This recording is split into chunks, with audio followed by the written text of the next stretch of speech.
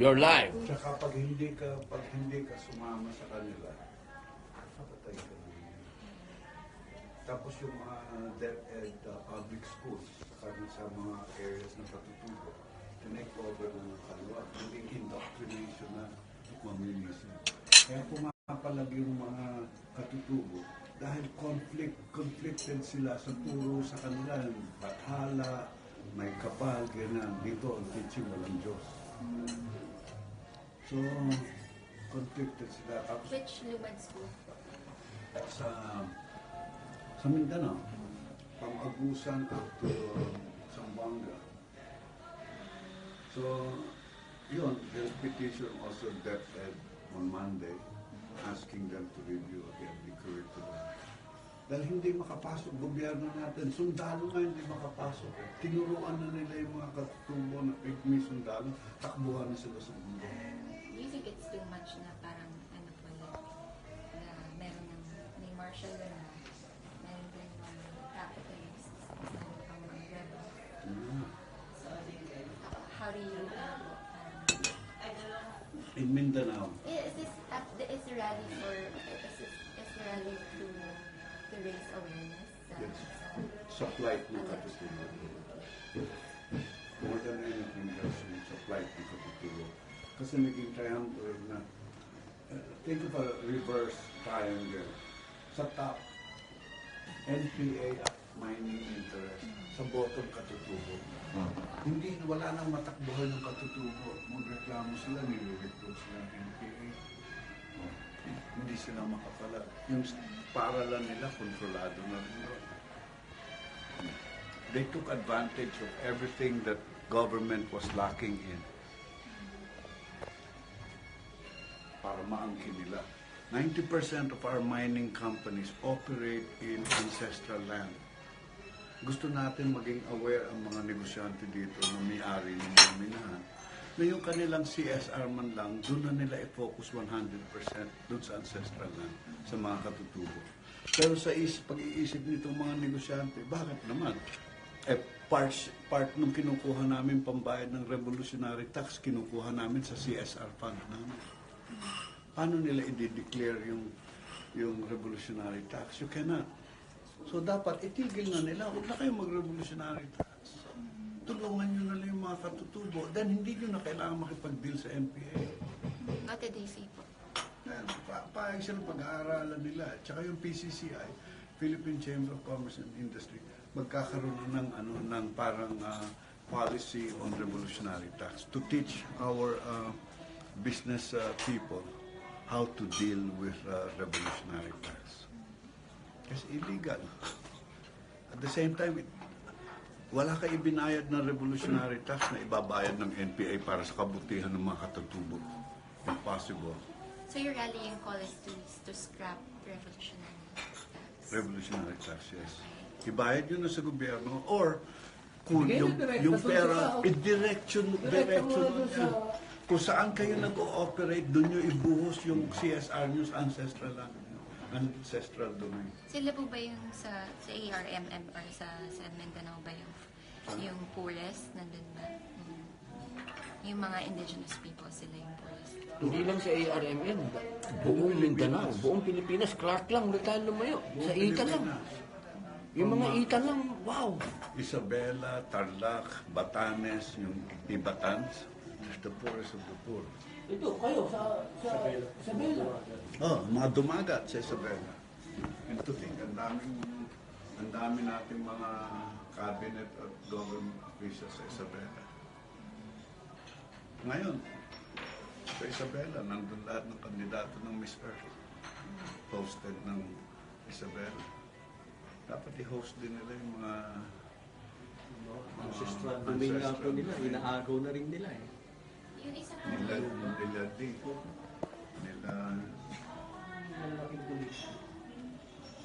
yung isa pong IP leader kanina, I forgot his name. From Mindanao siya, tapos nag-move siya to Baguio.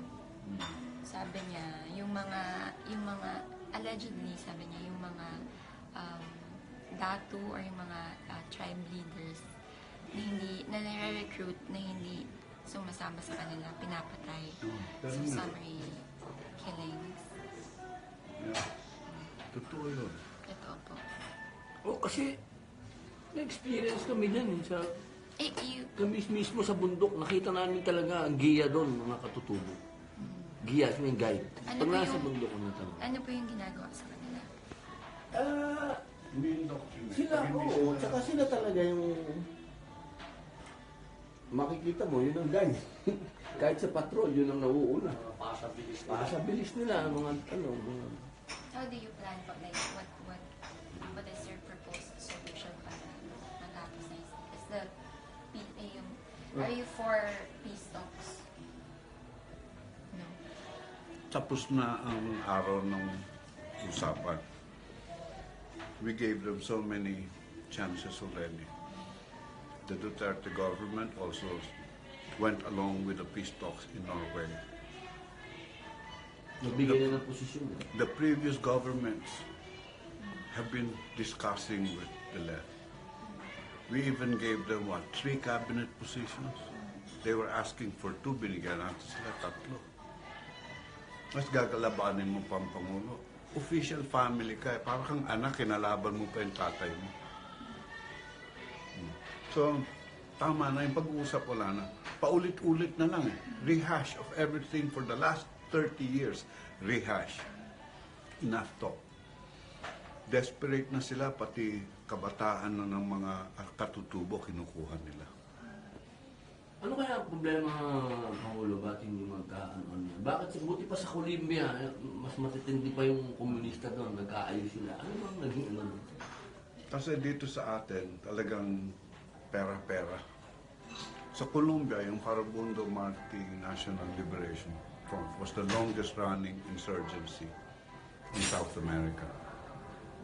Nagkasundo sila because finally the government said, wala naman na tayong pinag-aawayan. May common denominator tayo, future of Colombia. Kayo nagpagamit kayo sa mga drug lords, napatagal ninyo itong gera dahil kumikita kayo kila Pablo Escobar, kila kung sino-sino mga drug lords. Dito ganun din. There was one time, may shipment ng baril dito na AK-47. It turned out, ang kabayaran, marijuana that came from northern Philippines at Sagada. Isinyip sa LA, tapos yung barrel came from Peru, isinyip yung Shining Path, Sendero Luminoso. Sa kanila naman ang galing, Pilda to. Ganun na kaya nga yung pinag-usapan natin kanina, kung si Andres Bonifacio na palaganap niya yung kartilya, in 2 years, wala pang social media, no? 1994 to 1996, naging aware lahat ng Pilipino sa buong archipelago. 1894 to 1896. Ngayon, may social media na. Hindi pa natin ba kaya Hindi nagamit ng tama yung social media, nagkawatak-watak pa. Kaya tumagal itong insurgency natin kasi walang umaamin na pareho ang ating kagustuhan sa inang bayan. Iba yung kanila. Ngayon, sasabihin, kaya mo pa bang i-justify na final takeover of the government pag gusto ng Communist Party? May tanga bang Pilipinong papayag na baguhin pa at mapuntas tayo sa komunista? Wala naman na siguro. Can you talk more about po yung Cartilla? Yung kartilya. Alam mo, merong 12 katuruan si Emilio Jacinto at si Andres Bonifacio. Yun ang inilagay nila sa kartilya ng Katipunan. Yung pagmamahal sa bayan. Filipino character, Filipino. Tagalog. The Tagalog character. Kung pagtanggol mo yung mga naapi. Pagtanggol mo ng naapi, kabakahin mo yung nang-aapi. Nandun lahat yun. Filipino character kung paano mo... kung ano tayong Pilipino. Di ba ang mga Hapon may Bushido eh. Di ba? Sila yon Bushido. Ang mga European, sila yung mga Knights. Knights Templar. Oo, tayo naman yung Tagalog. Tagalog character, yun ang Katipunan. Yun yung binuo nila Andres Bonifacio. Nila. Na sana ma-revive natin. Kasi yun lang ang paraan eh, para ang mga Pilipino magbago talaga. Kasi sila dapat, change begins with you. Diba? kung aasahan natin ng leader natin o kahit na sino dyan, hindi eh. Hindi eh. Tsaka dapat, huwag na silang umasa na sila pa yung maglalagay ng leader. Ito, leader natin. Kayo dapat ang leader. Hindi na, si Robin Padilla, sikat si Robin Padilla, saan ilagay natin? Siya yung bosses natin. Bakit ako? Ba't hindi kayo? Diba? Yun ang, yung mga kapatid kong Moro, doon kami na, sabi sila nang sabi, kailangan namin ng bosses ng Moro doon. Bakit ako? Dapat Moro. Hindi ako. Insecure ang Pilipino. Kasi nga, wala tayong karakter. Kaya insecure. Ang taong walang karakter. O, masyado tayong takot sa reputasyon. Baka isipin ng tao ganito. Yung reputasyon, wala yan. Kaya kang siraan ng kahit sino. Reputasyon mo. Pero yung tawirin mo, ang gusto mong puntahan, na buo ang karakter mo, iba yun. Ganun ang gusto namin sana mangyari sa bawat Pilipino. Yung sa mga kaedad mo, yan ang importante sa lahat. Kasi lahat ng katipunero, kaedad nyo. I mean, I'm all for the Philippine. Alam mo ba ang lumaban do sa tunay na uprising, himagsikan ng katipunan? Mga bata. 17 to 22 years old. Oo, yung sa pinaglabanan. Bata lahat yun. Sila, lahat ng unang namatay. No one was older than 22. Kaedad nila Emilio Jacinto, nila Del Pilar. Kaya lang, ang kaibahan kasi nun, they know, alam nila yung root ng problema. Ang root ng problema, itong mga dayuhan, ito. Hindi ako galit sa mga foreigner na mahal tayo. Gusto kong linawin yon. I love foreigners. Kailangan natin ng Muslim ako. Alam mo ba, sa Muslim, napaka-importante ng bisita. Yan na mo mai-spread ng Islam. Naiinis ako sa mga foreigner na ginagamit tayo. Yun, ako talagang pikon doon. Kasi tayo, pag nag-abroad, lalo na ako, ang bait ko sa abroad. Nakikisama ako sa rules, sa regulation. Pero pag dito, pumupunta sila sa Pilipinas at hindi sila sumusunod, lalo na yung mga lasenggo na mga Koreano, nako. Pikon ako dyan. Yung kung maka-utos sa mga Pinoy, nako, ano ako doon? Inis ako doon. Halimbawa, yung mga Chinoy na itrato yung mga manggagawa nila na Pilipino, parang slaves, talagang hindi tayo tumatahimik dyan, nagsasalita tayo. Kahit anong kumpanya pa yan. Ang problema, hindi naman kami misaya. Hindi naman kami nagkiklaim na kami ang hindi. Kayo nga yun mga bata nga. Ang problema, yung mga bata, parang ayaw naman makinig. Yun ang inaano namin. Kung gusto natin talaga nang may mangyari, dapat sarili mo muna, di ba? Gawin mo muna yung sarili mo. Pagbuo ka ng karakter mo, then we start the revolution. Diba? Yun. Kasi ngayon, marami tayo, alam lang, rebelde. Magrebelde. Iba yung magrebelde sa revolusyon. Malayong magkaiba yun. Sana, sa tulong ng media, kasi parang ako, nakikita ko, nami-misinterpret na ng media yung gobyerno. Ako talaga, kitang-kita ko Sabi ko, ba? Ngayon lang, isipin mo, walang dumating, ikaw lang. Bagay, sabi nga ng kasabihan one is enough. Yung tunay na magsusulat ng it takes one. I personally invited for one got back to me, TV. Boss, hindi kami pinayagan. So, ang bayani ng mga IP ngayon, Manila time. Bayani na IP. Kasi IP. Kasi hindi daw nung nalaman na Pro Duterte nag-imbita. Ayaw. Yung isa nagpadala naman ng reporter. 9 o'clock umalis na yung reporter. 9 o'clock pa lang padating yung. So hindi niya kaya hintayin. Ilang Ano, Paolo, explain mo yan. Kasi, ano ba yung pagiging pro-Duterte natin? Yun ang kailangan kasi ma-explain natin. Kasi maraming, Ano, mga sip-sip ba tayo? hindi ko nga malapitan. Hindi ko naman kailangan lapitan. Basta naririnig ko sinasabi niya. At alam ko nilalaman ng puso niya at pag-iisip niya. Kaya tinulungan namin ng kampanya. Hindi naman siguro kami nagkulang sa tulong. Ngayon, At kami lang ang masasabi namin hanggang ngayon, wala kaming tinatanggap kahit ano.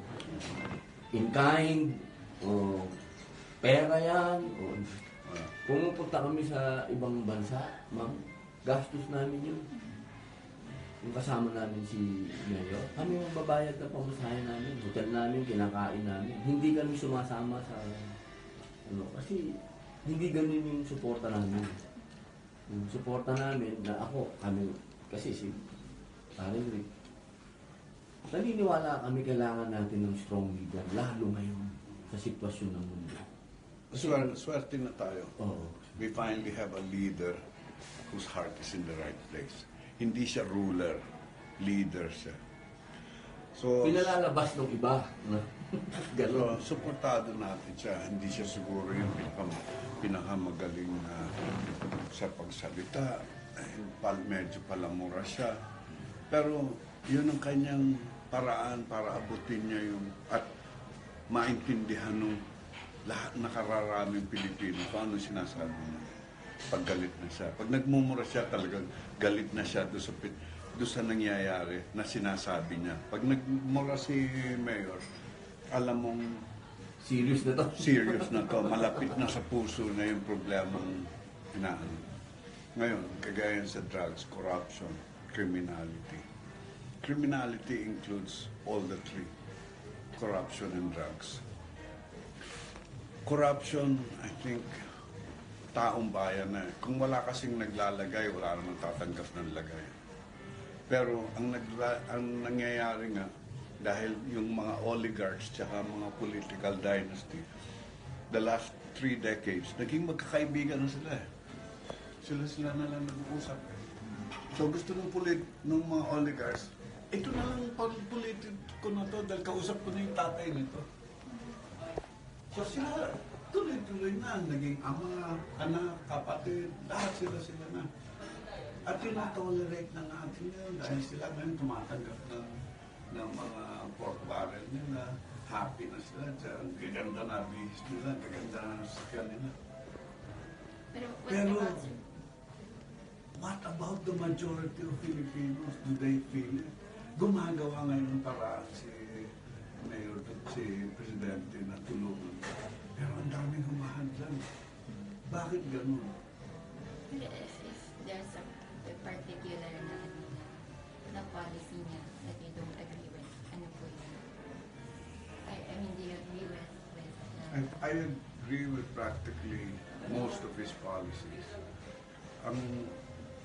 I don't think I've come across a policy na hindi ako nag-agree pa dahil gusto niya talaga yung pagbabago. Now, merong Sa mga pinoposisyon, minsan. sa mga tao, sa pagpili. Ako madalas sa mga napoposisyon. Napapa-atras talaga ako minsan. Talaga? Yung mga gano'n. Yung yung...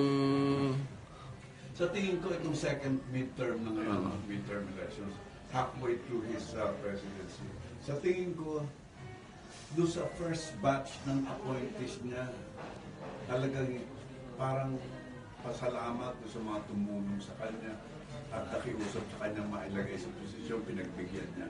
Pero ngayon, yung mga tatakbo at papalitan niya, sa tingin ko, pipili na si Presidente ng mga tamang tao. Hindi na yung political favor, hindi na patronage ko. It's about time na piliin na niya yung makatutulong. Ikaw, anong policy yan hindi mo nagustuhan?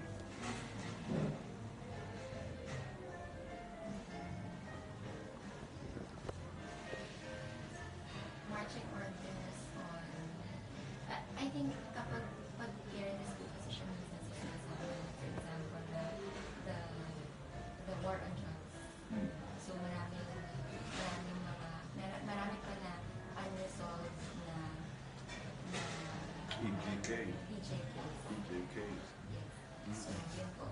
And parang sinasabi niya na human, parang he has, yung sinabi niya sa son niya na your concern is human rights, right, or human lives. Mine is human lives. Okay.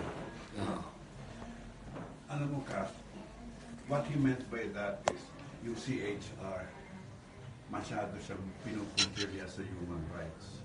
Sinabi niya ang akin human lives. Ang palaging paulit-ulit na sinasabi ni President Duterte, naawa, hindi na niya kaya abutin ang awa niya sa mga Pilipinong nagtatrabaho overseas. Minsan pareho pang mag-asawa, magkaibang bansa, naiiwan yung mga anak dito. Para ipagmalaki nating dollar earners yung magulang nila, mga bagong bayani. Tapos yung mga anak nila dito are being taken advantage of. Tapos nalulok sa drugs. See? Ang sinasabi niya doon is human lives. Itong mga to nabubugbog doon, kawawa ang kalagayan sa ibang bansa. Tapos yung anak nila nalulok pa sa droga. Shabu is the worst drug in the world. But it is so affordable that it is Consumed by the poor. Consumed by But the do you poor. think po na he should have focused more on policies na talagang makakasugpo dun sa root cause ng problem, which are the big time Yes, drug we're doing dealers and that. not- We're doing that. Yeah. But dito sa Pilipinas, one big mistake we have created in our country the last 30 years is instead of creating new entrepreneurs, we created only two types of lords. Drug lords and gambling lords. Walang maibibigay na moral ascendancy sa kanilang mga anak at sa kanilang mga tauhan.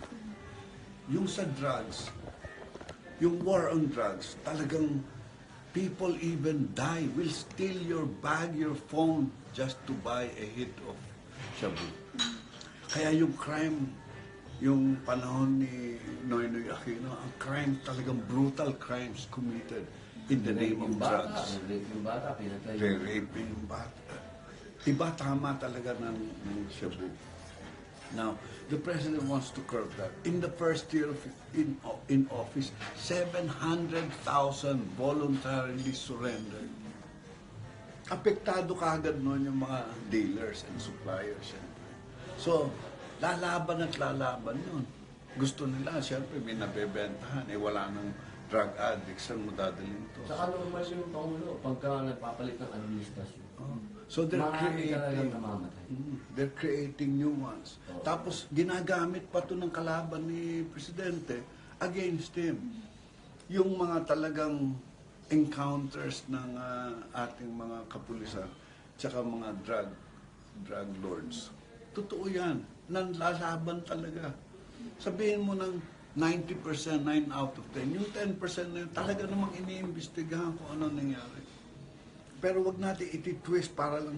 It is easier to twist the truth and blame the president than trying to face the reality and find what went wrong with the 10%.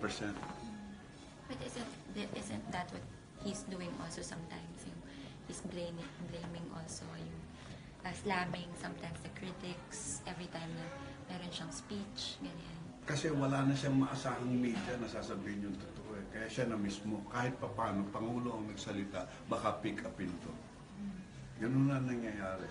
Kung desperado yung ibang sektor ng Pilipinas, gaya ng NPA, kumukuha na sa mga katutubo, ganun na rin siguro ka-desperado minsan pakiramdam ng Presidente na bakit ba hindi kaya intindihin ng media na ito ang dapat pinaalam sa taong bayan. Ganun ang nangyayari. So, lahat tayo, we're all reaching the same catch-22 position. What gives? Siyempre, siya Presidente, ako napakinggan ninyo. You have to assume Not because you hate Duterte or you love Duterte, but you have to assume that out of respect for that office, we have to follow what his thinking is so that we will better understand where our government is headed. Ano na lang, respect for the position. That's President, I'm sure he would not want to step down without having accomplished anything. Kaya lang ang kalaban ng gobyerno talaga mas maraming pera kaysa sa gobyerno. At influence. At influence. Yung pera, baka mapantayan yun ng gobyerno. Pero yung influence, sa media, grabe. Yung utang na loob kasi ng mga nakaupo nating politiko sa GMA at sa ABS-CBN, napakalaki na, napakalawak. Pati sa Star, Inquirer, Manila Times lang yata ang medyo fair reporting. Minsan pa nga, medyo lopsided towards us. That's why, because of that, kita mo ang readership ng Manila Times practically doubled when Duterte became president. Because people are still searching for truth, which they cannot find in Inquirer or Star anymore. Kaya lang, Manila Times, kulang din kayo ng taong pinupunta, kaya hindi nyo nakukuha lahat ng balita. Pero siya nakakuha ngayon. Swerte mo, at least training para Isang ibang POV naman ang makita ni ma'am. Ibang POV. Salamat ma'am kasi pinagbigyan mo kami. Parang training mo to. Ngayon, it's up to you to select a handful of other colleagues na mabibigyan, mapapasahan mo naman ng pagkakaintindi sa nangyayari sa ating bansa. It's time, dapat Filipinos, your age, dapat you have to keep the fire of the Katipunan burning on your chest. Hindi masyadong matagal yun, ha? It's just 100 years ago lang yun. Padadalang kita ng kopya nung kartilya. Tapos mag-organize. Is it a book? No. Yeah, it's a book. I think you can even Google it. Kartilya ng Katipunan. And then mag-organize ka, mga 10 kasama mo sa media or cameraman, those who have a little bit of love for the Philippines, i-organize mo, bibigyan namin kayo ng 2-hour session on the kartilya ng Katipunan. Kasi sa amin, Para kasi yung- hindi siya namatay. Para paglabas mo, May Katipunan pa hanggang ngayon. paglabas mo, karakter mo, ikaw na si Bonifacio. 10, organize natin.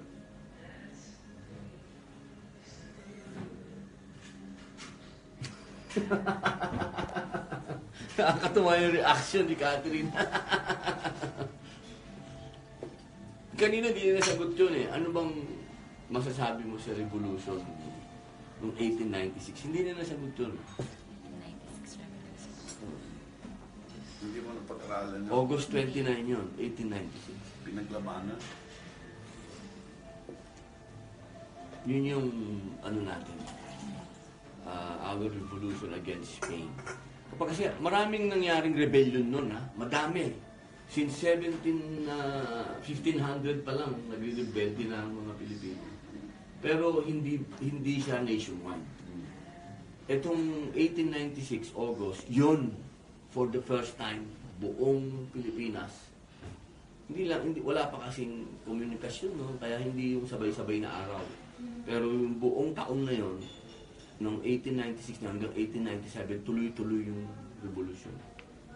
So nakuha natin yung ating freedom sa Spain because of the Katipunan. So kami, parang very proud kami kasi during that time, pag sinabi mong Espanyol, yun yung Amerika ngayon. Yun ang Russia ngayon. Yun yung superpower nun. Isipin mo, ang tawag sa atin ng mga Espanyol, Indio, pero we won. Ninakaw lang nga nun. Took us 333 years, but we won. We got them out of the Philippines eventually. So para sa akin, sa amin, kung meron tayong dapat balikan na karakter, yung karakter na yun. Kasi di ba walang pinakamasaya para sa isang makabayan kung hindi hindi mo naging kaaway yung kalahi mo. Kasi hindi naman tayo nag-aaway-away. Ang kalaban natin, yung interest. Hindi man yung physically dayuhan. Yung interest. Dapat, ang laging mauna, yung interest ng mga Pilipino. Una yung katutubo. Bago tayo. Sa totoo lang, lahat naman tayo dito, dayo ako. Definitely. Siguro ang aking Tagalog blood, nasa 25% lang. 75% is multicultural. Meron American, may Spanish. Ikaw, ma'am, sigurado Chinese. Filipino po. Pero definitely meron kang ano. Taga saan ka ka? Ay, dito lang po. Pero Manila. province ng parents mo. Alam ko yung sa daddy ko po, Di ba Modesto is Spanish? Apo. Oo. Spanish, sigurado yan, ante. Visayas. Oh, lalo na, Bisaya. Naku, sigurado, Spanish blood. Not sure po kasi. Spanish, Chinese. Baka ano pa. Spanish, Chinese, prevalent there. Kaya yun. Pero at least ngayon, makakalakad ka na. Dati-dati, yung mga street corners, ang didilim, mga tao payat. Ganun mo nakikita mo, di ba? Ngayon, control na. Peace and order has definitely improved. At our economy is just being battered because Donald Trump wants to make sure America gets economically stronger. And we, as one of the dependent countries of America, will have to face the blunt of the economic upsurge of America. They have to take from somewhere, and they're taking some from us. What do you think about China? China. Well, Ganda ng tanong. I love that. China I love is that. part of the bigger equation, no? But we know the pitfalls of dealing with China, but we cannot escape playing China, because either America will use our weakness on China, or China will use our strength with America. Either way, talo tayo. So, as an independent policy, we play both countries now. Oh, yeah. First time Yes. in our history that we're playing both countries now. Dapat neutral lang tayo, parang Switzerland. Kaya lang mas malapit tayo sa China, kaya mas madalas dito yung kanilang ambassador, yung mga Ano mas ministers. maraming Pilipino-Chinese? Mas maraming kaya. Wag tayong magbulag-bulagan. Talagang kahit namang negosyo dito, it's being controlled by the Filipino-Chinese. Ang Chinoys natin control the economy. Of the 87 families controlling the majority of our economy, the majority of them are Chinese Filipinos. 65% Filipino, composed of may blood ng Chinese. So, culturally, traditionally, we are Chinese. Pero definitely, hindi tayo dapat pumayag na gawin tayong alipin ng magagalit ang lolo ko. Hindi pwede. Pero, Hindi tayo papalipid sa kano, hindi tayo papalipid sa chip. Pero, business lang. Business lang tayo. For the longest time, may barter trade tayo. Wala pang puti. Wala pang puti. May barter Since tayo sa 900, meron na tayong trade sa China. So, bakit tayo kailangan manibago sa kanila? Yung sa akin lang, Kasi parang some analysts or some experts would say na kapag you don't stand your ground against China, but pwede tayong matulad sa like Sri Lanka, yung makukuha nila yung isang part na pag-aari talaga ng Sri Lanka, and then we can't do anything about it anymore. well, the same thing as North Korea. No? Sometimes you have to deal with the devil, and sometimes the devil takes his share. Dito sa atin, the devil so happens to be China. The thing is, we cannot really make it state policy to voice out directly to the Chinese state as well. We know there's mainline Chinese that come here to pollute our youth with drugs. But we're not sure if this is sanctioned by the Chinese state. So we voice our concern to the officials of China. And they say, no, it is not state policy. Hindi natin sila pwedeng banggain diretsuhan doon. Wala tayong ilalaban. Baka on the second day, ubus na armed forces First day natin. pa lang, Pangulo. First day pa lang tapos na. Ande, meron pa tayo, andito pa tayo sa Guerrilla, second day. guerrilla na lang tayo. Guerrilla no? tayo. Guerrilla na lang tayo. no? Hindi tayo papayag maubos. Hindi na kasi conventional warfare ngayon eh. Napakadaling sabihin lang na we will fight against China. Napakadaling sabihin nun. But Hindi with natin kaya. with what? With what? Sabi sir kanina, it only takes one. Na it takes one. Yung pag sinabi natin it takes one, kailangan yun case-to-case basis yan. Kasi lalo na to militarily, hindi naman po pwede panahon pa tayo ni Achilles na mag-isa naman lumulusob doon. Hindi natin afford yung ganong klase. Ang mundo tumatakbo. Kailangan maging sumabay tayo sa takbo. At ang takbo ngayon is negosyo, technology, patriotism. Yun ang wala sa atin ngayon eh. Kasi parang ang nangyayari sa atin, ligaw yung ating pagiging patriots. Ano? Kasi hindi naman makakapasok ang China dito kung hindi naman pinayagan ng unang administrasyon. Tandaan mo, ma'am, lahat ng pinangtabon doon sa mga isla na yon, binili galing sa atin, binili sa local government. Ang putang inang politiko natin, in-export yung black sand para tulungan ng China magtayo ng mga base laban sa atin. Ganon tayo katanga.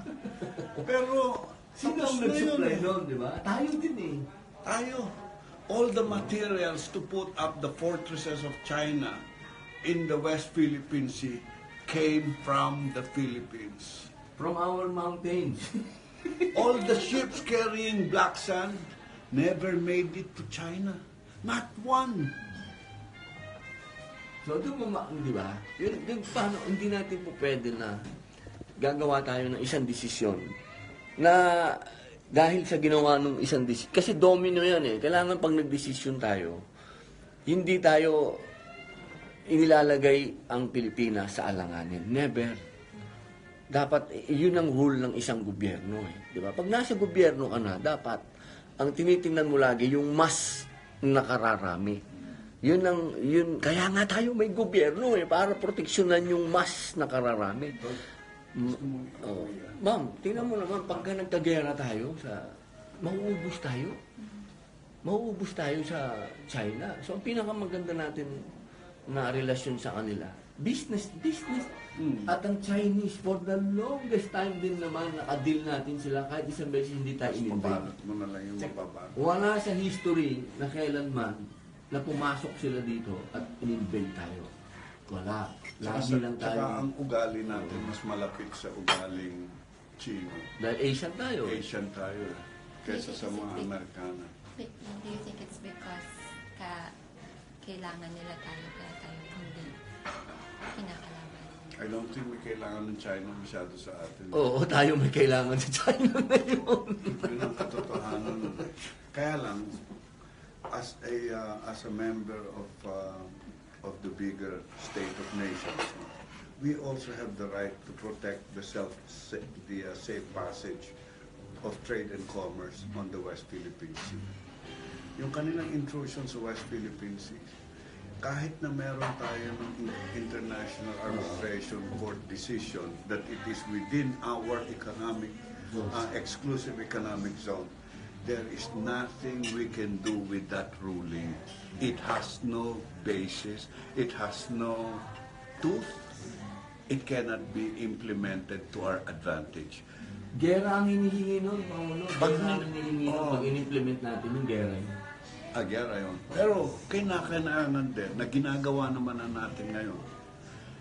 Kinakailangan naman yung ating Philippine-held islets and islands in the West Philippine Sea, i-fortify din natin. If they can fortify it within our economic zone, we have to fortify our own bases. Kaya yung kalayaan, ini-extend na natin yung runway ngayon.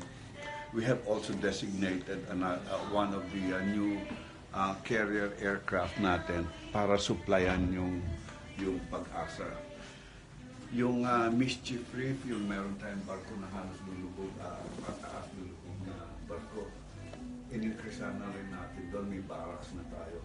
Ang private sector, just like hinihingi ng katutubo na bigyan natin infrastructure, yung kanilang ancestral domain, nasa private sector na yun. Gagawa namin ngayon ng pag-aaral na bigyan natin sila ng tulay, ng mga ganon sa katutubo, ancestral areas. But at the same time, we want to help the state, the Philippines. Kaya dun sa mga islets na controlled natin, meron kaming dinevelop dun sa isang kumpanya namin. Ang pangalan NTBs, Navy Transportable Bases. Sa maliit na halagang pera, dadalhin doon yung isang barko ng Navy, isang barge. No? Within 7 days, meron na tayong base doon, may communications. No? Ibababa mo, ipapile drive mo, ilalatag mo, tatawid na yung mga gamit, lalagyan mo kampo. May tulugan na yung mga container vans, may tulugan na yung mga. We're waiting for approval from the ND on that. NTBs ang tawag doon. So yun, magagawa natin. That is only to secure ourselves. Na para at least meron tayong outpost sa West China Sea. Alam natin, bago naman lusubin ng Pilipinas, lulusubin muna nila yung mga islets natin doon. Pero hindi nila tayo lulusubin. It is not in their interest na lusubin ng Pilipinas. Wala silang makukuha sa atin. Wala silang makukuha sa atin. Tsaka sa dami ng loose firearms ng Pilipinas, may hirapan yung China. Liberation Army. So, Masakir ang mangyayari, ang masakir. mangyayari doon po, bombahin na lang tayo. Hindi nila kakayanin tayo. So, militarily, let's not even... Hindi yun option. That's not an option. It's not an option. We cannot discuss conflict with them. But we also have to strengthen our resolve for sovereignty. Kung gusto natin talaga ng point blank na sinasabing laban sa China, unahin muna natin economically, dito, local. Kasi dito lahat ng negosyo, ma'am, it's Made in China. made in China. So, ano ba yan? Suntok sa buwan ba yung sinasabi natin? Ma'am, naalala mo yung nangyari lang dyan sa airport? 3 araw tayong destabilized dahil sa isang aeroplano lang ng China doon. So, paano tayo lalaban? Kung sabihin mo na nag-declare tayo ng gera ngayon sa China, bombay lang nila yung airport natin. Tapos na tayo. Hindi nila binomba yung mga... Yun lang airport lang. Bagsak na economy natin. So yung mga ganun bang small detail, hindi talaga dapat, ang confrontation, hindi yun nilalagay sa option sa table. Never. Ano bang tingin mo sa tingin mo ang pagkukulang ng ating pamahalaan ngayon? Locally and internationally.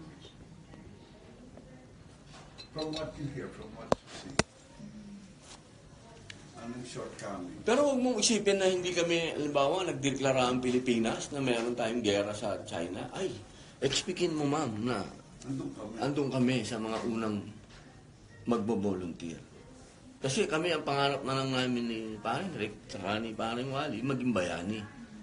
Yung mga ganong klaseng pagkakataon, hindi tinatanggihan yun. Ang tanong lang is, makakatulong ba yun sa mga tao? Well, our names will be remembered, pero it will not give any change. Sisikat lang siguro yung mga mamamatay doon. Gagawan ng mga special.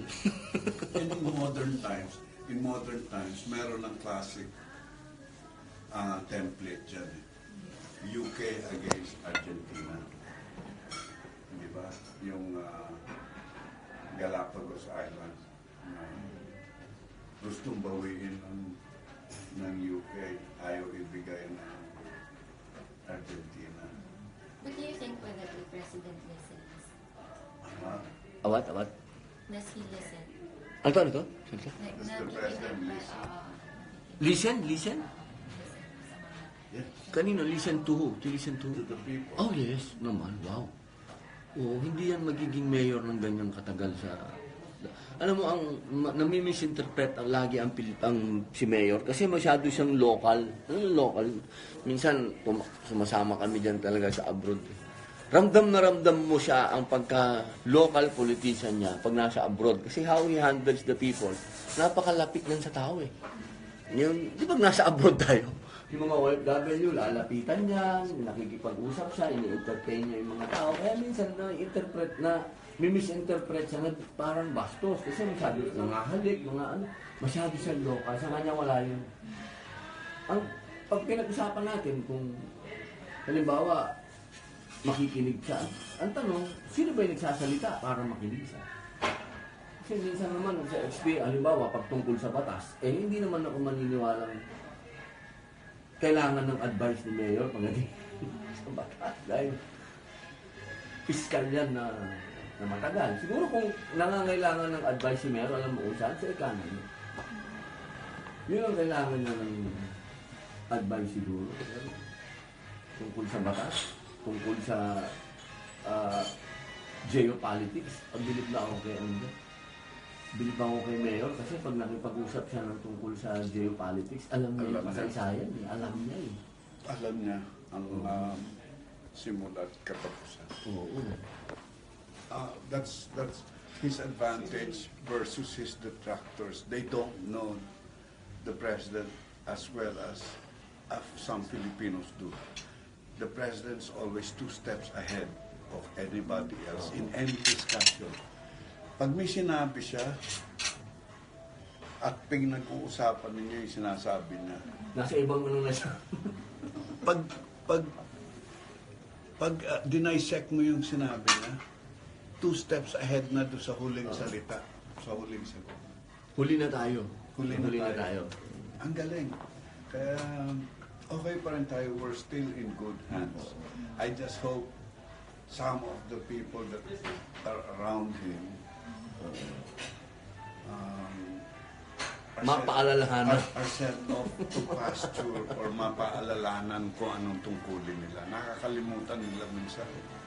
Sa lapit nila kay Presidente, kala nila minsan sila na yung Presidente.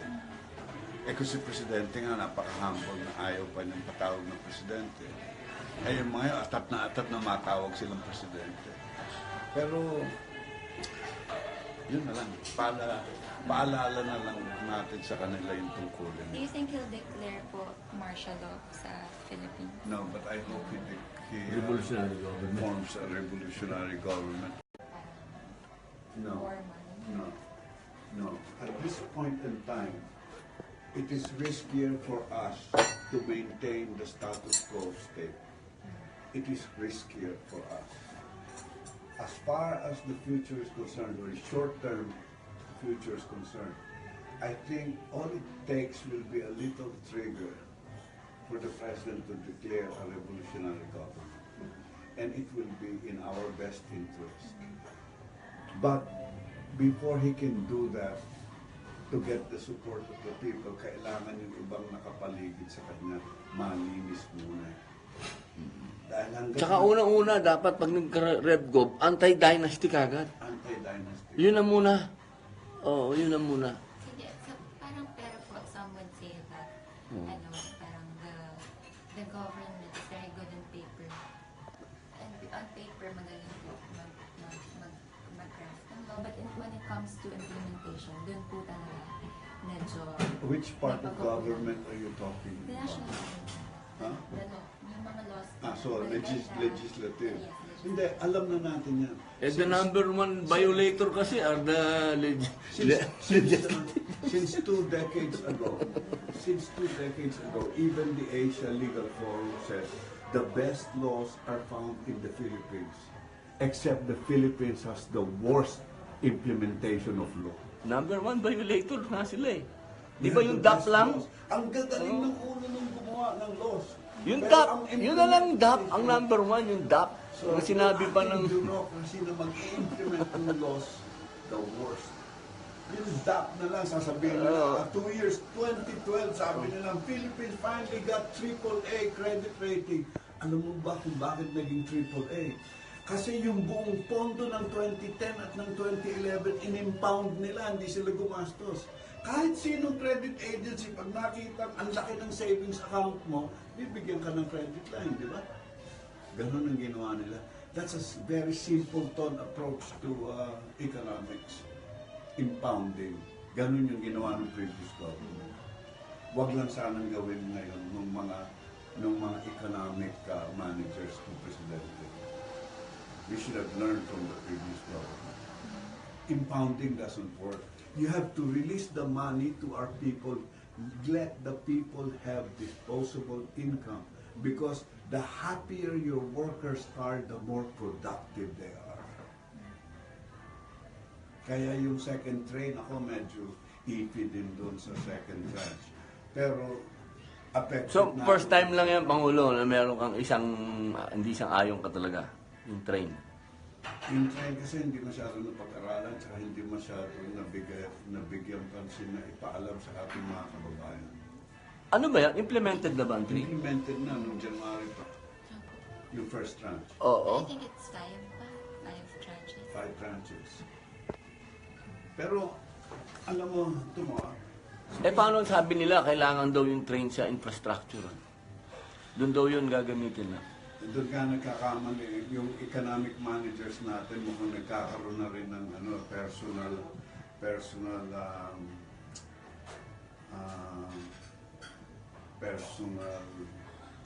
how would you call it? Personal gain. Because number one, the Philippines has the highest liquidity. Why will you borrow money for our build? Ang build, when you use ODA, you use it for public works projects that do not have a revenue stream. Bridges to connect our peoples, farm-to-market roads. Yan, pwedeng government mag-implement niyan. Kasi karapatan mo, trabaho mong gawin yun. Pero sa mass transit na merong revenue components, no, dapat yun, hayaan mo na sa pribadong sektor dahil may liquidity ang Pilipinas eh. Hindi na tayo kailangan mangutang sa ibang bansa ng hard currency para mag-implement ng projects. Ang gusto na ngayon ng gobyerno naman, itong ating economic managers, lahat ODA, Official Development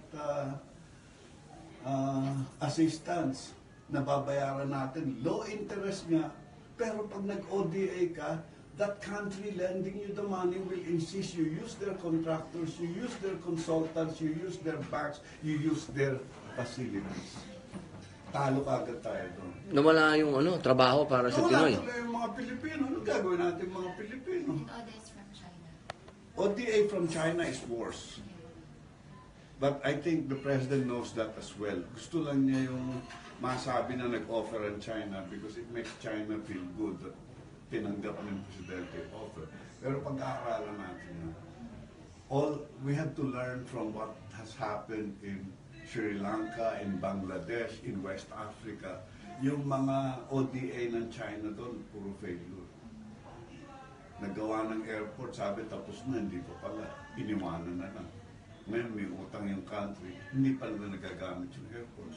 See, those are the things we have to review. Kaya nga sa Philippines, tayo nga, we develop Dubai. Filipino engineers design and develop that. Palapoks.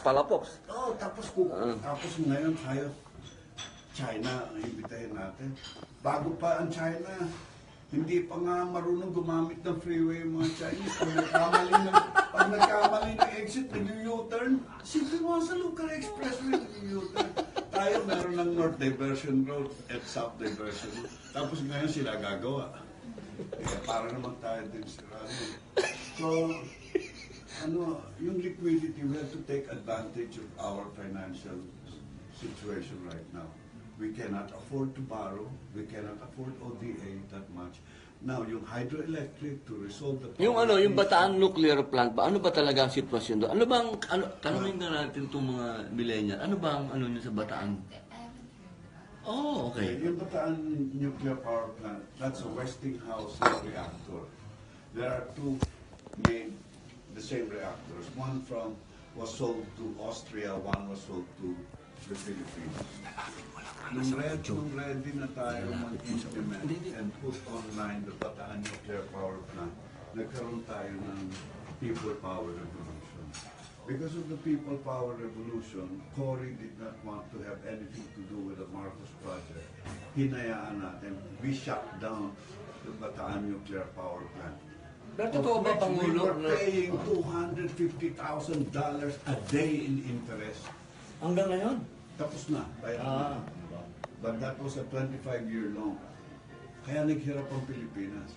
But that was supposed to generate 800 megawatts. Nakulang tayo ng 600 megawatts noong 1986. So, napdapa tayo dahil imbis na magkaroon Kaya tayo... brown out. Imbis na magkaroon tayong excess 200 megawatts, nagkulang tayo ng 800 megawatts from day one of People Power. Kaya nagkaroon ng brownout, tumita yung mga nagbebenta ng generator, sila Boyti, sila kumita. Ngayon, nag-emergency power si Ramos, binigyan yung mga cronies naman niya. Gumawa ng mga power plant. Sumobra naman. Sumobra naman yung power plants. Binabayaran natin hanggang ngayon. Hindi. Coal. Diba? Pinasukan coal. Pero nakapin-program nila yung mga coal plants na ang pwede lang tanggapin na coal galing sa ibang bansa. Eh, meron tayong coal dito sa atin. Bakit hindi nyo sinet naman yung makina para yung coal natin? Ba't kaya i-import pa? Eh, meron tayong Semirara. May sarili tayong coal. So, binenta ng PNO si coal, yung kanilang coal mines. Binili ng DMCI. Ngayon, Semirara Coal Corporation. In-adjust ngayon yung mga coal plants. Yun na ngayon ang ano. So silang kumikita ngayon, atin dati yun, sa Pilipinas dati yun. Yung pala, pwede naman pala timplahin yun. So yung mga coal plants natin became ineffective. Talo. Yung foreign currency natin lalong na-drain. So yung pinaghihirapan ng yung mga magulang natin na nagtatrabaho as contract workers, napupunta pambayad ng mga coal plants. So, yung Bataan Nuclear Power Plant, Pwede pa ba yun o wala na? hindi na. Wala na. Kasi yun, nung ginawa, yung ready to turn on yung Bataan Nuclear Power Plant, it only took 3 more months para finish it. I-on na lang yun nung kinancel ni Cory. After that, in the next 10 years, lahat ng mga nakatira dyan, mga Pilipino, lahat ng transmission lines from Bataan Nuclear Plant, Inubos. ninakaw lahat yun. Nuclear yun. So, ang kanilang pipe, ang line nila, puro aluminum. Kaya biglang dumami yung aluminum kaldero at binibenta dito sa tinunaw yun! So, that was the first energy shock in the foot for the Philippines. Kaya binaril na naman natin sarili natin. Wala pa ako naman. Makalap yung sakit. Okay. Kaya yun ang nangyari.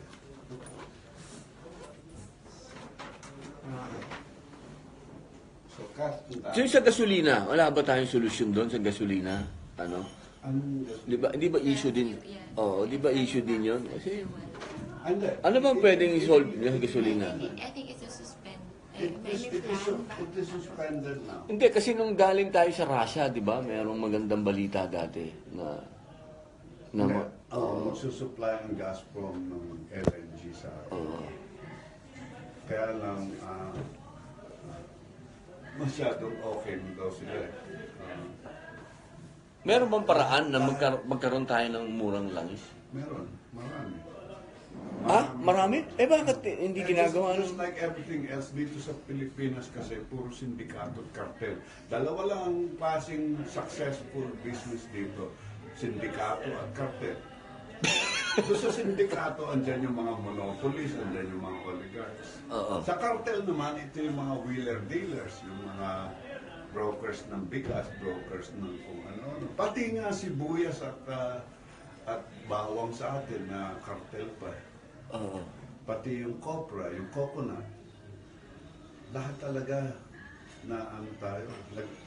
Naniwala tayo sa mga ibang bansa na i-push natin yung Reforestation Act na bawal na magputol ng puno.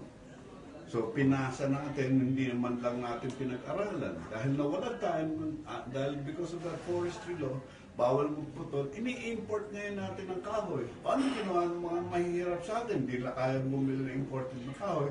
Pinagtatabas naman yung... Nag-illegal na lang sila. Hindi, mga